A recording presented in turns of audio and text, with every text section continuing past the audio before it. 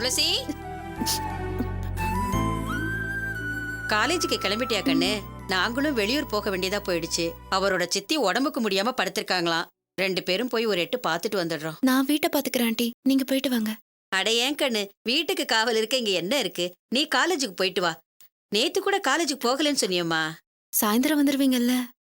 வயசான கிழவிமா, போகணும்னு சொல்ல முடியாது, பொழைக்கணும்னு சொல்ல முடியாது.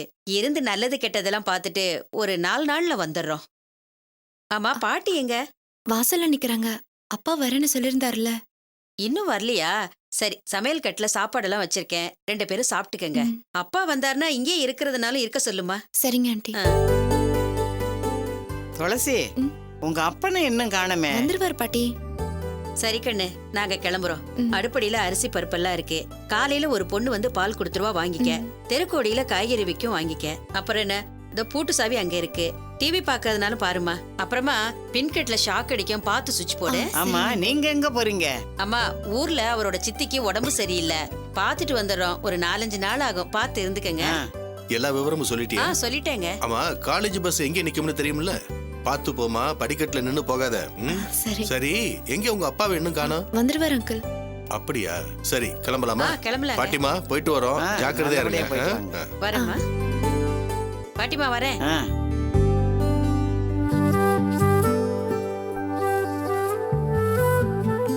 ஜாக்கிரதம்மா, வரேன். ம்.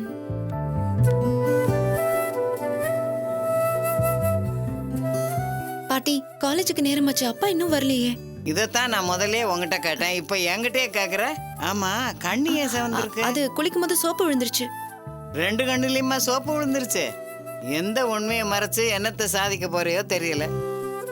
வயசு பொண்ணுக்கு கண்ணை செவக்கலாம், கண்ணு ஏன் சிவந்திருக்கு? கண்ணு செவந்தா என்ன அர்த்தம்னு எனக்கு தெரியாதா? பாட்டி, நானே காலேஜ் போகணும்னு டென்ஷன்ல இருக்கேன், நீ வேற தொணன்னு. ஆமா, நீ டென்ஷனா தான் இருப்ப. ஏன்னா எல்லாத்தையும் வெளியில சொல்ல முடியாம மனசுல போட்டு குழப்பிக்கிட்டு இருக்க பாரு, நீ டென்ஷனா தான் இருப்ப. இப்ப ஏன் பாட்டி இப்படி அறுத்து தள்ளுற? நீ தமிழை மறக்க முடியலங்கிறத ஒத்துக்கோ. எதுக்கு ராத்திரி எல்லாம் தூக்கம் இல்லாம தவிச்சுக்கிட்டு இருக்கணும்? பாட்டி, அவரை பத்தி பேசக்கூடாதுன்னு நைட்டே சொன்னல. இந்த பெரிய மனுஷன் சொல்றத கொஞ்சம் கோவப்படாம கேளு. அந்த லாவண்யா சொன்னதை நம்பிக்கிட்டு நீ தமிழை ஒதுக்குறது சரியில்லை. தமிழை கல்யாணம் பண்ணிக்கிட்டா நீ ரொம்ப சந்தோஷமா இருக்கலாம். பாட்டி, நான் தமிழை கல்யாணம் பண்ணிக்கிட்டா என்ன ஆகும்? ஒரு பொண்ணோட வாழ்க்கை கெட்டு போகும்னு சொல்ல வர்ற. அவ தமிழை கல்யாணம் பண்ணிக்கிட்டா மட்டும் என்ன வாழும்? உன்னை கல்யாணம் பண்ணிக்கலனா தமிழுக்கு சந்தோஷமாவே இருக்காது. தமிழை கல்யாணம் பண்ணிக்கிட்டா அந்த பொண்ணுக்கு சந்தோஷம் இருக்காது. தியாகி மாதிரி பேசுற நீயும் சந்தோஷமாவே இருக்க முடியாது. இப்படி 3 பேரும் சந்தோஷம் இல்லாம இருக்கிறதுக்கு பேசாம தமிழை நீயே கட்டிக்கலாம். ஏன் பாட்டி, என்ன மாதிரி ஒரு பொண்ணு தானே அவங்களும், அவங்க வாழ்க்கை கெட்டு போனா பரவாயில்லையா? அவ வாழ்க்கை ஏன் கெட்டு போகுது? அவதான் வசதி உள்ள பொண்ணுன்னு சொன்னியே. காசு இருக்கிற பொண்ணுக்கு 1000 நல்ல மாப்பிள்ளை கிடைப்பாங்க. ஆனா உனக்கு தமிழை விட்டா வேற நல்ல மாப்பிள்ளை கிடைக்காது.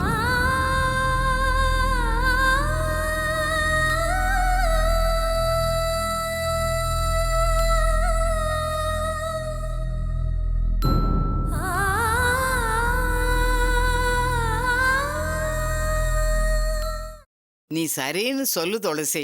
தமிழ்கிட்ட நான் பேசுறேன். என் பேத்தி வாழ்க்கை நல்லா இருந்தா போதும். நீ ஏன் பாட்டி இவ்வளவு மோசமா இருக்க? உன் பேத்தி ஒருத்தி நல்லா இருக்கணுங்கிறதுக்காக மத்தவங்கள நாசமா போணுமா? நிச்சயமான கல்யாணம் நின்னா தமிழோட குடும்பம், அந்த பொண்ணோட குடும்பம் என்ன பாடுபடும்? தமிழோட தங்கச்சிக்கும் சேர்த்து கல்யாணம் பேசிருக்காங்க, தெரியும்ல? என்னால அவ கல்யாணமும் சேர்ந்து நிக்கும். என் ஒருத்தி சந்தோஷத்துக்காக இத்தனை பேர் அழணுமா பாட்டி? உன் மனசுல தமிழ் இருக்காமா? நீ ராத்திரி எல்லாம் தூங்காம ஜன்னலை புடிச்சு அழுதுகிட்டு இருந்ததை நான் பார்த்தேனே.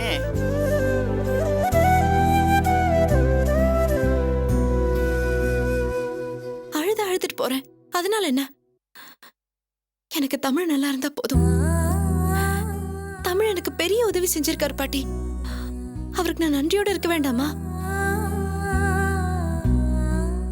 நான் முடிவு பண்ணிட்டேன், எனக்கு தமிழோட சந்தோஷம் முக்கியம், அவரோட குடும்பம் ரொம்ப முக்கியம், அவரை நம்பி வர பொண்ணோட வாழ்க்கை முக்கியம். அந்த பொண்ணை கல்யாணம் பண்ணிக்கிட்டு அவரு சந்தோஷமா இருப்பாருன்னு எனக்கு நம்பிக்கை இருக்கு பாட்டி. என் பேத்தி சந்தோஷம் எனக்கு முக்கியம் இல்லையா? உன்னோட வாழ்க்கையை நீ நினைச்சு பாத்தியா?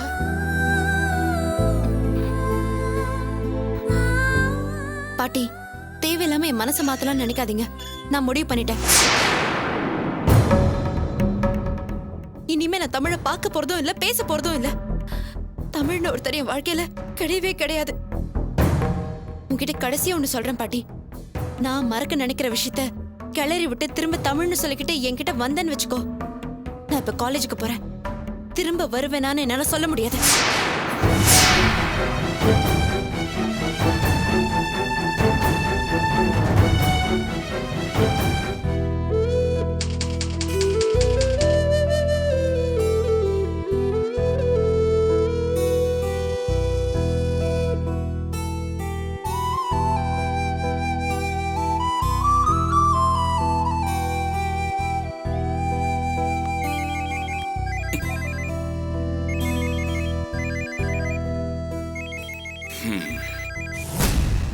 சரிம்மா, நாங்க ஆ, போயிட்டோம். வரேன் பாட்டி. சரி.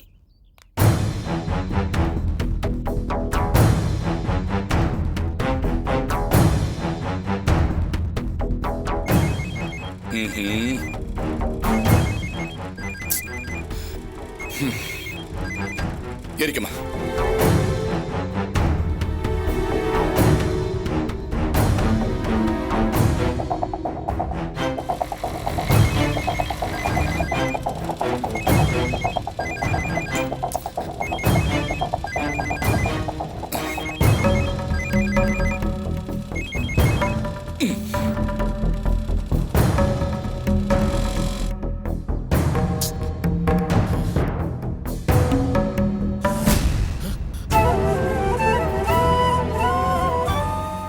டேய் என்னடா ஏதோ யோசனையில் இருக்கிற? துளசி கிட்ட பேசணும் உங்க அப்பா நம்பர் ட்ரை பண்ணிட்டு இருந்தேன்டா. ரொம்ப நேரமா கட் பண்ணிட்டே இருந்தாரு. இப்போ திரும்ப ட்ரை பண்ணா சுவிட்ச் ஆஃப்னு வருது. டேய் இப்போ அந்த பிரச்சனைடா முக்கியம். முருகேசனை பிடிச்சாதான் எல்லா பிரச்சனையும் சால்வ் ஆகும். முதல்ல வந்த வேலையை பாரு. டேய் அதெல்லாம் சென்னைக்கு போனதுக்கு அப்புறம் பேசிக்கலாம். இல்லடா, நேத்து அவங்க வீட்டுக்கு போயிருந்தப்போ ஒரே பிரச்சனை ஆயிடுச்சு. டேய் கொஞ்சம் வாய மூடுறியா? அதெல்லாம் அங்க போனதுக்கு அப்புறம் பாத்துக்கலாம்னு சொல்றல. வா.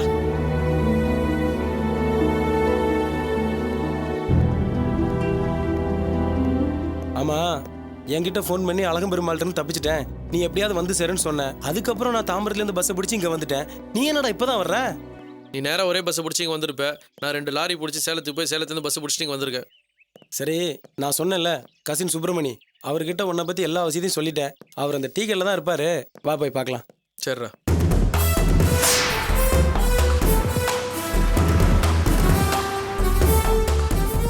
சுப்பிரமணி என்ன இங்க? உள்ள இருக்காருண்ணே.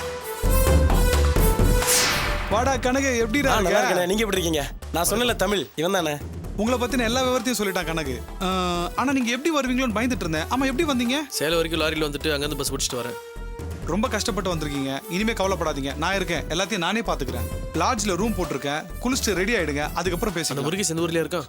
அவன் இந்த ஊர்ல தான் இருப்பான், கடங்கார பையன். வேற எங்க போக போறான்? அவனுக்கு இந்த ஊர்ல பேக்ரவுண்ட் ஏதாவது? அட என்ன தம்பி, அவனே ஒரு களவாணி பையன். அவனுக்கு பேக்ரவுண்ட் இருந்தா நமக்கு என்ன? முதல்ல நீங்க ரெடி ஆகுங்க, வாங்க போலாம். வாடா.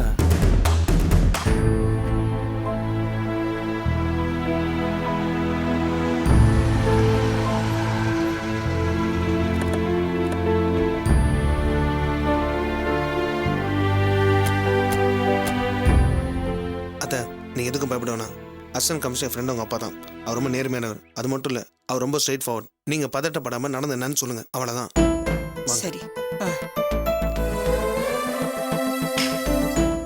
மகி, மகி, மகி எப்படா இருக்க? வாடா, எப்படிடா இருக்க? நல்லா இருக்கேன்டா. நான் சொல்ல தமிழரசு உங்க அம்மா இவங்க தான். வணக்கம்மா. அது என் சிஸ்டர் சாரு. ஹலோ. பெங்களூர்ல வந்து வாங்க உட்காருங்க. வாங்க. அண்ணா ஐயா 2 காஃபி கொண்டாங்க. சரிங்க ஐயா. உட்காருங்க.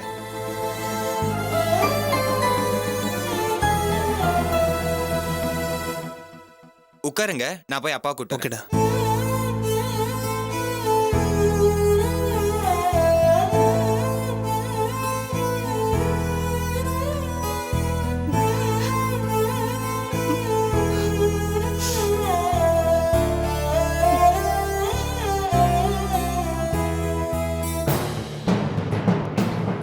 ஹலோ. வாப்பா நிதிஷ். நீங்க உட்காருங்கம்மா. என்ன நிதிஷ், பார்த்து ரொம்ப நாள் ஆச்சு. காலையில் தான் மகி நீ ஃபோன் பண்ணதா சொன்னான். ஒரு சின்ன ப்ராப்ளம் அங்கிள். மகி எல்லாத்தையும் சொன்னான்ப்பா. கேஸ் என்னன்னு நானும் புரிஞ்சுக்கிட்டேன். இவங்க தான் அங்கிள் தமிழரசோட அம்மா. உட்காருங்க உட்காருங்க. என் புள்ள மேல எந்த தப்பு இல்லை சார். அவன் யாருக்காகவோ பரிதாபப்பட போய். கவலைப்படாதீங்க, இது சாதாரண கேஸ் தான். ஆனா போலீஸோட நடவடிக்கையை பார்த்தா அப்படி தெரியல சார். அவரை பஸ் ஸ்டாண்ட்ல வச்சு ஒரு கிரிமினல் மாதிரி போலீஸ்காரங்க அடிச்சதை நானே பார்த்தேன்.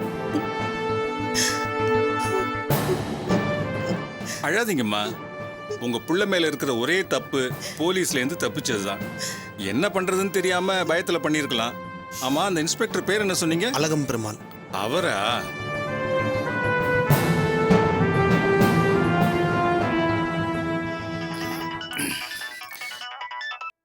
ஹலோ, யார் பேசுறது? நான் ஏசி பழனிசாமி பேசுறேன். சார்,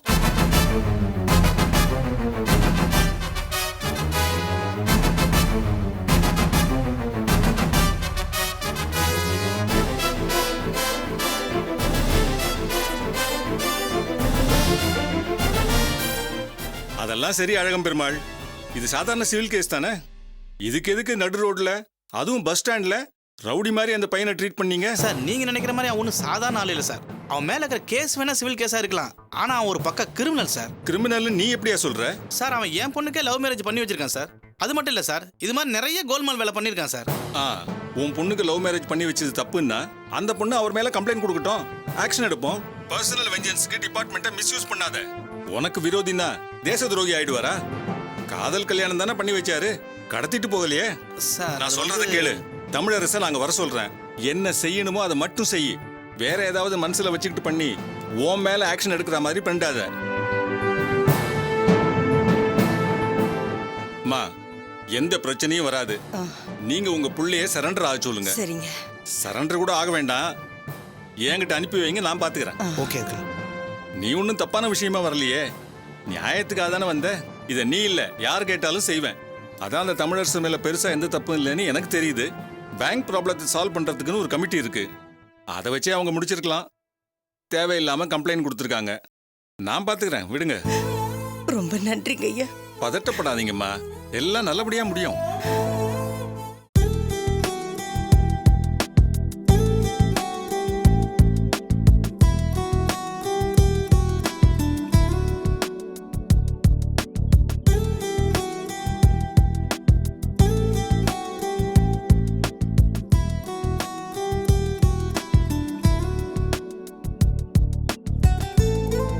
கனகு, அண்ணா, முருகேசனை பத்தி எல்லா இடத்துலயும் விசாரிச்சு பார்த்தேன். அவன் உலக மகா ஃப்ராடா இருப்பான் போல.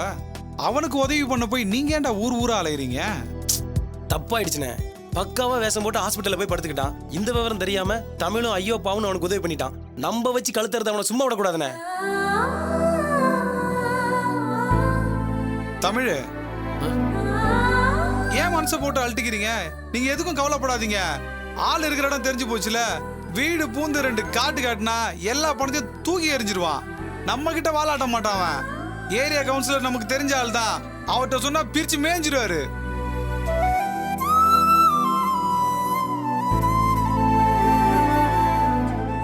என்னடா யோசிக்கிற? துளசி பத்தியா? ஒரு நிமிஷம்.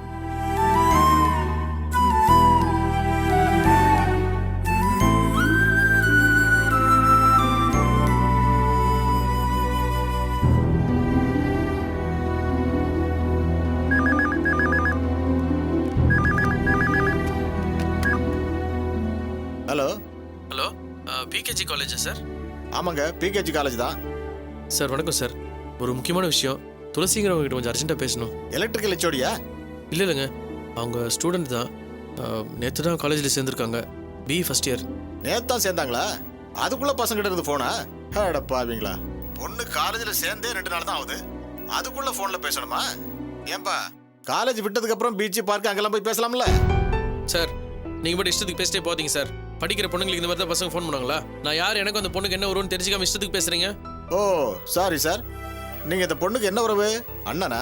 ஐயோ இல்லைங்க, அண்ணன் இல்லை. வேற?